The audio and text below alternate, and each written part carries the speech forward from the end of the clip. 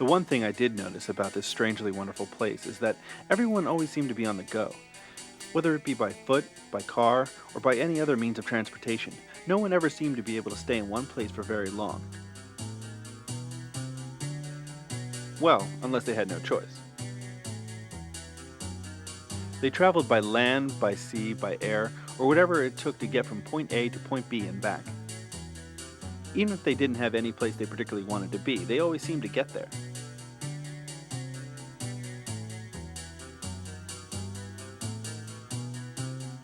Although there are many different forms of transportation, the one that is most widely utilized is the automobile.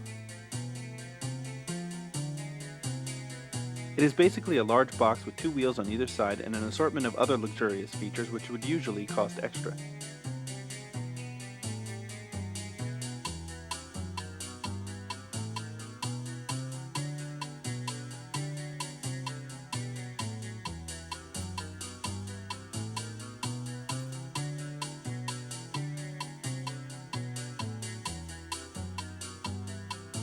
The problem was deciding which of these vehicles was the right one for you.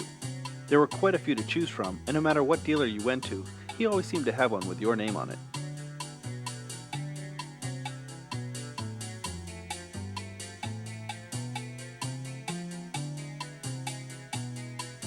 I soon found something that suited me. It was a nice ride, got good mileage, and it could handle any terrain. I'm still debating on whether or not I want to keep the paint job. I really had my heart set on something candy apple red.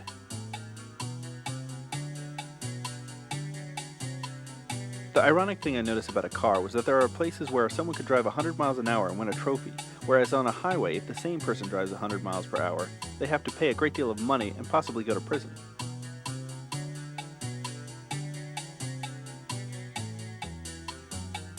Imagination and eccentricity often tend to go hand in hand. I found that the majority of brilliant and creative people I've come across in my travels were usually regarded as being completely and indisputably out of their minds. Take Marvin, for example. He believed that a person, if they put their mind to it, could fly by using a pair of artificial wings.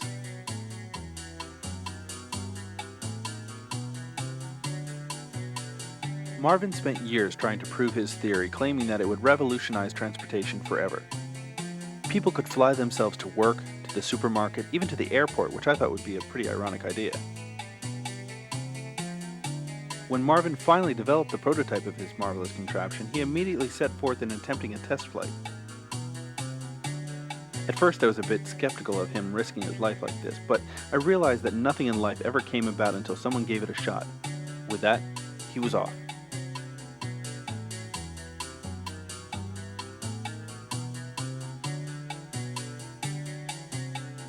Fortunately, everything went well. He did in fact get off the ground, and the doctors say that the bandages will be off in a couple of months. He'll be flying again in no time. It just goes to show you that if you put your mind to something, you can accomplish anything.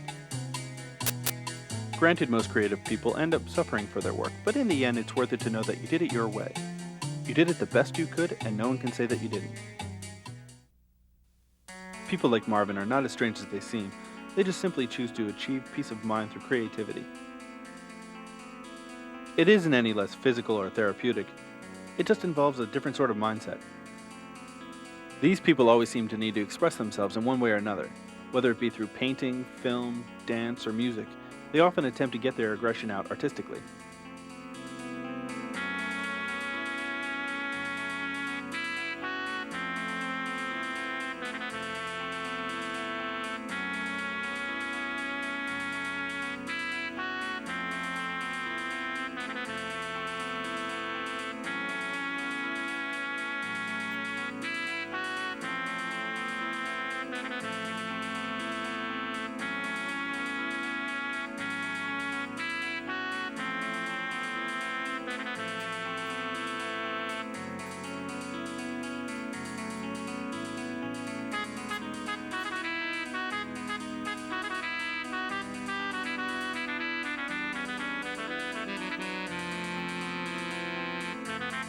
I talked to an artist named Barry, who painted large, incredibly detailed murals.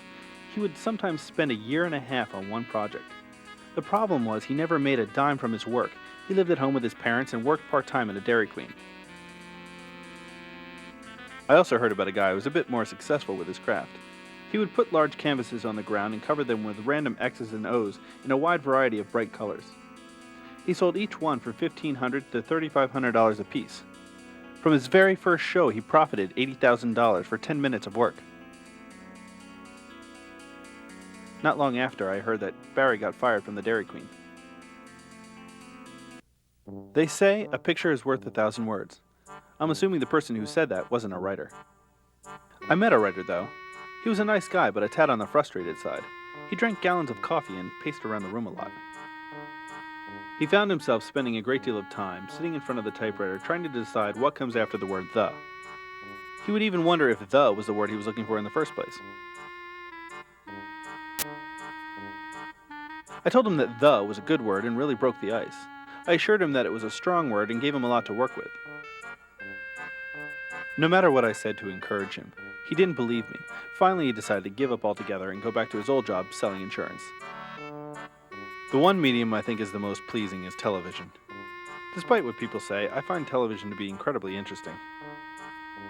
It was such a simple device, and yet it possessed such an enormous amount of information.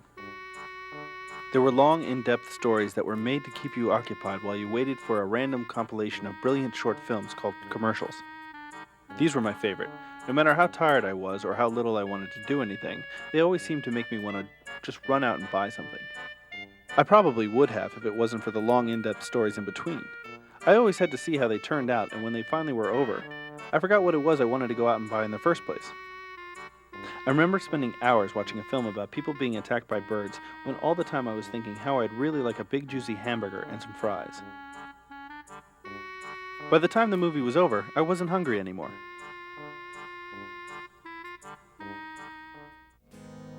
Music was my next favorite art form. I met a guy on the street one day who played a guitar for a living. He would just sit on the sidewalk and rattle out tunes as passers-by tossed loose change into his guitar case.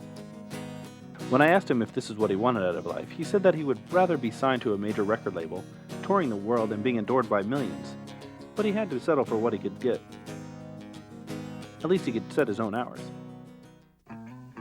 Not long after, I met an entire band of musicians that were signed to a major label. They were adored by millions, but never really seemed to get any privacy. They also sold millions of albums, but after paying their managers, agents, lawyers, publicists, and personal trainers, and then dividing it up amongst themselves, there really wasn't much left. But at least they could set their own hours.